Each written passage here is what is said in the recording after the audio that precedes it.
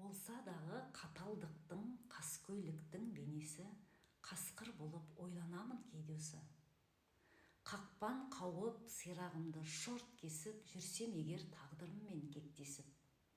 Ұлыр едім ұзақ аспанға, жалғыз ғана жауыз аймен беттесіп, жек көрсем де айға қарап айтар едім сырымды.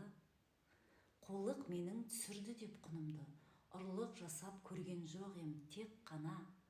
Ата жолын жалғастырдым бұрынғы, адал болдым өз ісіме болаттай, қасқыр арын қастерледім атыма кір жолатпай.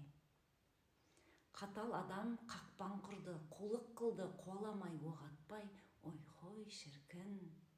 Өз жол үшін күйіп кеткен бір пенде бар ма екен мен секілді молақтай. Айтсаңшы, ай, сен бәріне куәсің ғой, куәсің. Мен өлемін, ал сен қайта туасың. Қатал адам қақпан құра берсегер, менің бейбақ ұрпақтарым туатын. Қайда ғана жұмсамақ қасқырлығын қуатын. Әлде біз де қоямыз ба? Адал асты асауды адамдардан оқимыз ба? Қулық, сұмдық жасауды, онда менің қарыс азу тістерім.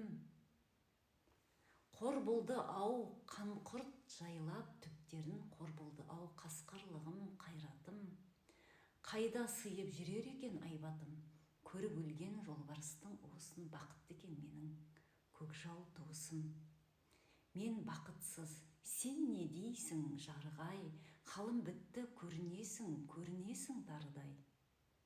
Соңғы тілек, қасқырларым қасқырлыққа құнықсын, ал адамдар қасқырлықты ұмытсын. Мен де жедім адам жеген тәттасты, неге олар меніменен қастасты? Айт оларға қақпандарын әкетсін, адамдығын өздеріне бас етсін.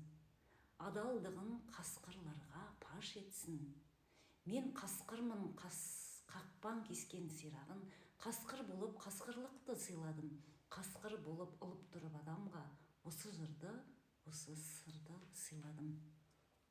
Әубәкір Қайран. Бұл өлеңмен танысқалы жаттағанша ішімдегі күш қуатым, ерік жігер табандылық оқы деді, тез деді. Авторының суретіне қарап тұрып ақындыққа бас едім.